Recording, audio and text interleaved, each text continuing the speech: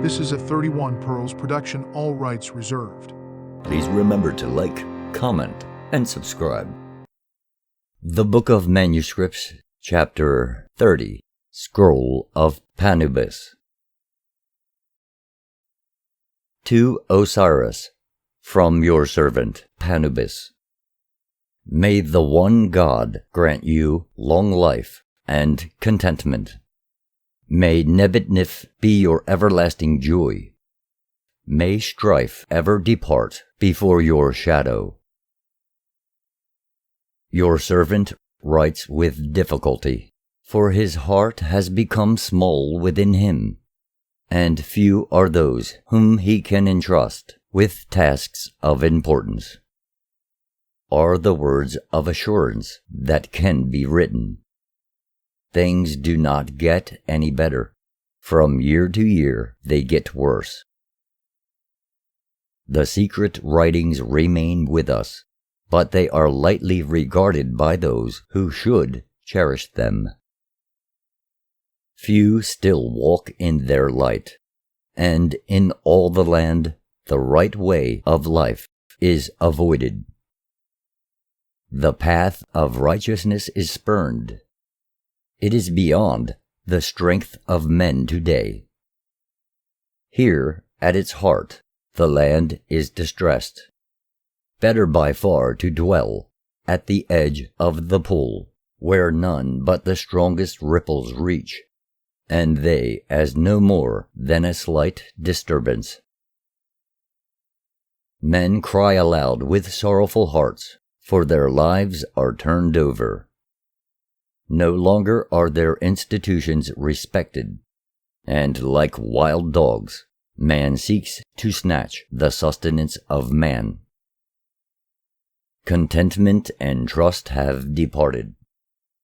Peace has gone, and hope is no more. Mornings come, and men rise to greet them with anticipation of change. But this passes with the early mists, and the sun goes down on despondency and despair. Your servant is heavy laden with care. He is burdened with sorrow, but adjusts his life to the times. Better by far would it be if he were many days' journey away.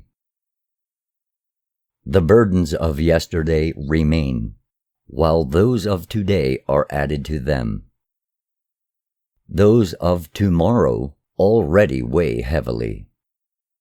Your servant wearies under the load, but he carries on without falter. The mouths of all men remain mute. They speak not about that which afflicts the land. The hearts of all are disturbed, but their tongues remain silent. Strange gods have entered upon the land, such gods as have not been known before, who are gods of sorrow and despoliation. The silent strength hidden in the heart of the land, the spirit of its life, the secret of the one God has not been sufficient. Men have failed to bear up under the blows of misfortune. The calamities have overwhelmed them. Their wills and spirits are weak.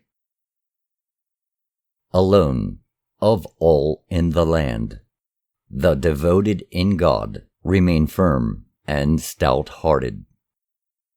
Yet wickedness covers the land as waters at their rising. This is the testing time for men. This is the trial of their strength. But their frailty is established, and they fail and fall. Those who should be resolute and firm to maintain the order of things are weak and faint of heart. They are weaklings. Their wickedness has eaten their manhood. Like the people, they seek naught but the easy way.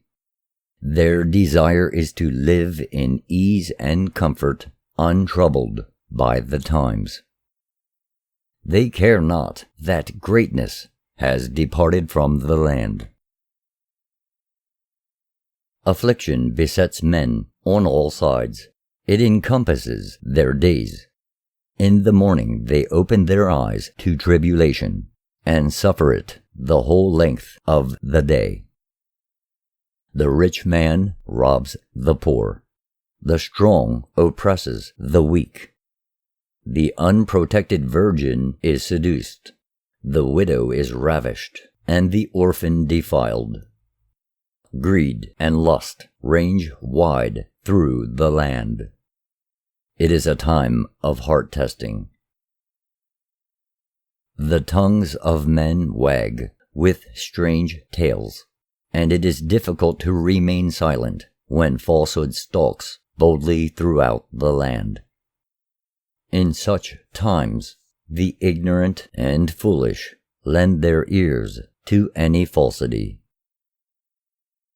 How can the wise reply to the ignorant, when wisdom is exposed to ridicule and truth to persecution? To expose the folly and wickedness of the powerful brings down rods of wrath upon long-suffering backs. The ears of rulers are closed to words of wisdom. The doors of their hearts are bolted against truth. To reply wisely or give good counsel from the books of wisdom is to invite scorn. Men no longer worship at the shrine of Sabaoth.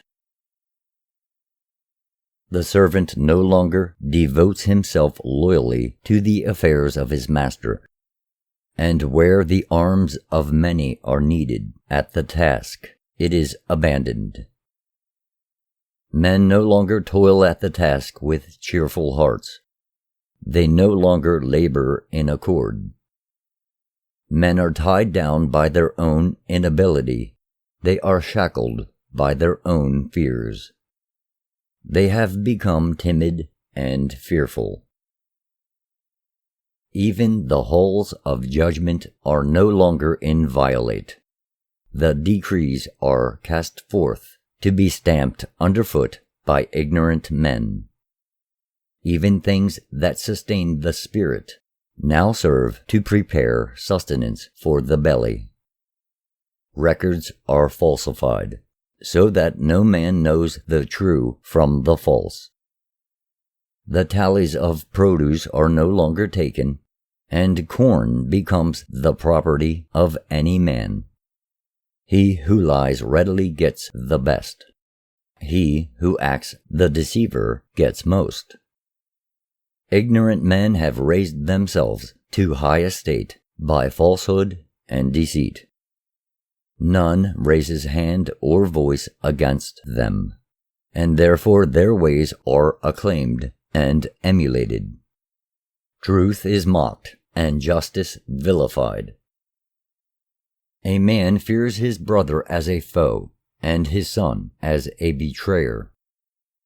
He plows his field, bearing shield and sword. Men walk abroad girded for battle, but now the day has dawned when henceforth even manly defense is denied them. When a man is slain by the side of his own brother, he who lives flees to save his limbs. When a woman is ravished, they who see turn away. The screams of maidens fall on deaf ears. Spearmen gather in bands, but the standards they bear are not those of justice and truth. Bowmen stand alert, and arrows are loosened in their quivers.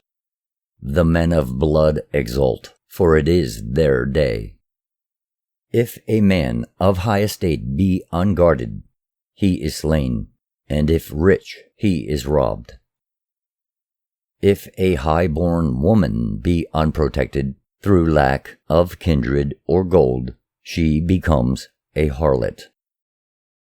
In the marketplace men say, better a well-fed harlot than a goddess dead from hunger. Even men who are not men have their place in these days.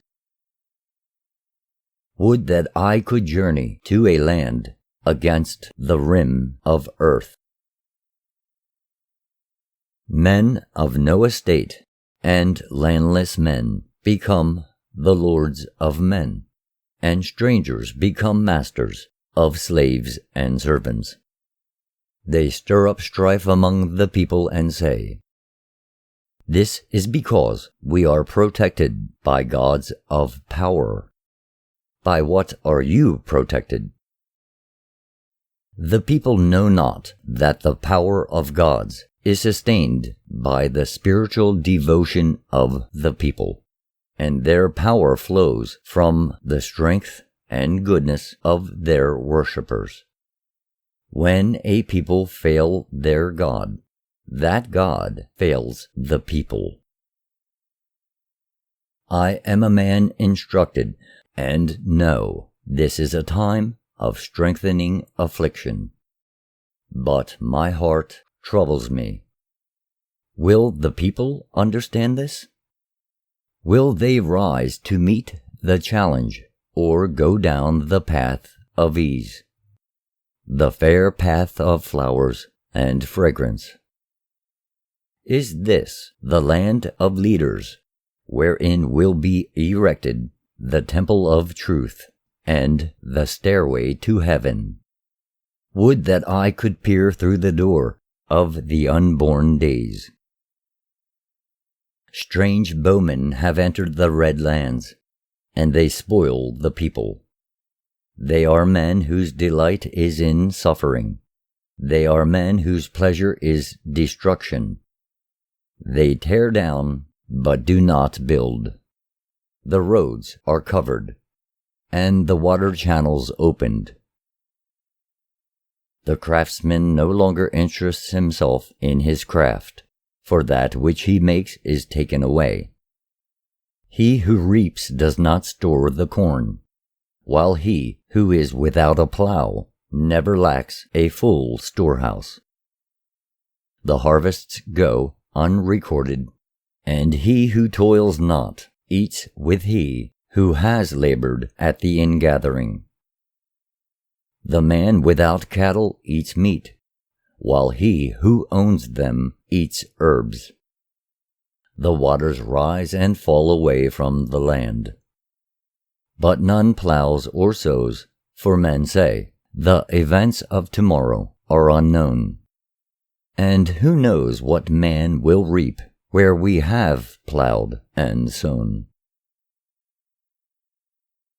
The scribe is stricken and dies on his stool. His writings become a mystery and are disdainfully trodden underfoot. The fruit of many days' labor becomes kindling.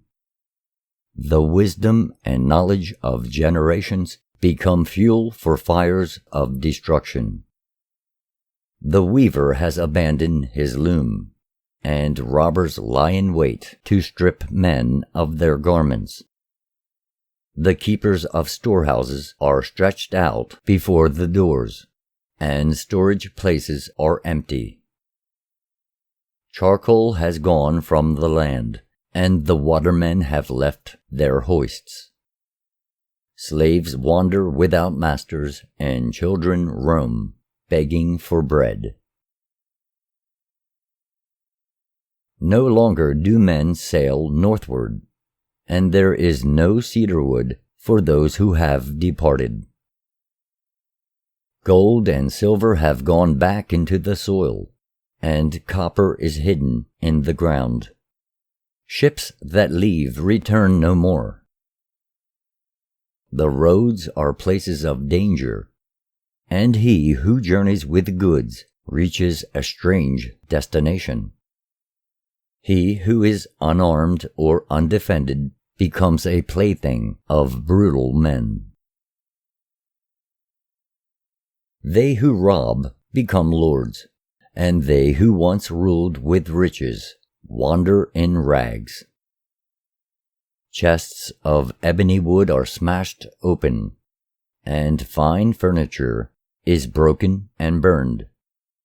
No man possesses vases or things of metal. No door is closed, and no dwelling secured. The mysteries of the temples have been taken away. Such is the state of the land wherein your servant dwells. It is a land of sorrow.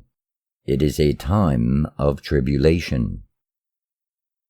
When Tumas came to me with your letter, my heart grew big with gladness, for it told me you had reached a secure mooring. My heart spoke to my spirit and said, "Where in the land is left another such as he? One who judged with impartiality, whose head never inclined towards a bribe, who ever stood firm for truth, who saved the lowly man from the oppression of the powerful, and the humble man from the hard hand of the arrogant. Such men no longer serve in the land. I am one who is instructed, and therefore I know that the life of each man has a set span, and from this knowledge I gain courage. I know that from whence the Spirit came, there it will return. Each night my soul goes to pastures of the Spirit, and there sustains itself and is refreshed at the fountain of eternity. I arise renewed in vigor to face the trials of each new day. The state of the land has been made known to you, and therefore I ask that you take into your charge the sacred things and writings which are now guarded here. Daily our task grows more difficult, and we live in fear of two-tongued men among us. Also your servant lacks the knowledge and wisdom that reside with you, and he fears this because of his inability to deal with the situation. Now the guarded things can be conveyed to you, though this is beset with difficulties and danger. But if there is delay, nothing can pass out of this land. Here things cannot change for the better. If you ask your servant to continue with his charge, he can but reply that the floodwaters already lick at the foundation of the walls. The hostile ones gather before us. Can Opawat be kept from his dwelling place, or from his descent? Therefore this goes in haste with Tumas, who has the means of passing through the land. He knows the roads and the waters. The sand wastes do not shut him in. I leave all things in your hands. May sorrow never stretch out towards you. May you live forever in a form of glorious perfection. Your servant hopes to see you, but submits to his master's will.